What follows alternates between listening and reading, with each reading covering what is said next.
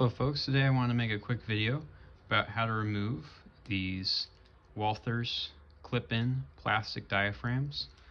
This is a Pullman standard 64 seat coach that I'm working on. I've removed the end of the car here to better work on it and so that it's more visible. This is from an older Walther's line. Like I said, that's the Pullman coach. Same thing though, that's on baggage cars, pretty much any passenger equipment. So I'm trying to get these removed for painting. There's these detail parts that I have to watch out for, but otherwise just going to try to pull this off. Some of the clips might break, the diaphragm itself might break, always aftermarket parts available, but just trying to remove this for now. Sometimes it takes a little while. At first I was trying to use like a screwdriver on the clips on the back. That was not ideal. So what I found to work the best for now is to grab the diaphragm at the top or the sides or the bottom and kind of pry it. So let's try to do that again gently, watching for detail pieces and whatnot. And sometimes, like this particular car I've been working on, some of them are easier, some of them are harder, but this one has been pretty stubborn. So what I'm going to do, I'm sorry, knocking the camera, taking some fine sandpaper here, I'm just going to kind of push the diaphragm in so that the clips are fully presented, and then I've just been kind of rubbing some fine sandpaper to help make these clips just a little bit thinner so that they might get through the holes a little bit easier. Sometimes, you know, like I said, this takes a while, some trial and error to get it to the point where it will come out. Okay, so I've sanded those a little bit.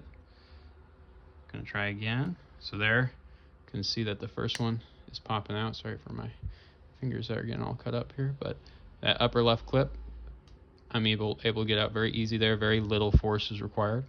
Let's try to get the upper right one, or left one. That one, there we go. There's that one out.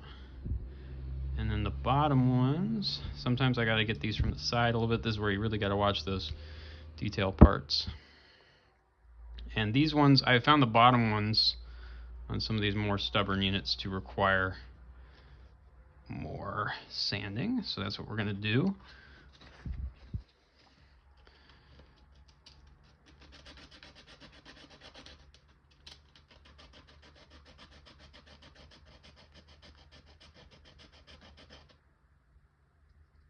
And really, you know, I just want them to be able to get back in. I'm not too worried about them being as strong as they were from the factory. There's always detail parts that you can get to replace them as well. So I sanded that a little bit more. See, that one is coming out real easy now. Sorry, there we go. And now this last one, just being gentle with it. There it is. There we go. You can see I've got the diaphragm off. All 4 clips are intact. And that's going to leave the car body ready to be painted. And I kept those detail parts in mind so I didn't break them off like I did on the other side. But of course you can just glue any of that back on. It's going to be a pretty minor thing that's going to be hard to see. And like I said, these clips can be glued onto, much like the car body clips that hold the roof and floors in place.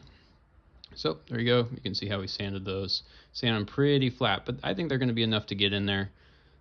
Worst case, I'll replace them with rubber diaphragms, but at least this means that the car can be painted and everything easily accessed by airbrush. So once again, that's how to remove Walther's plastic clip-in diaphragms.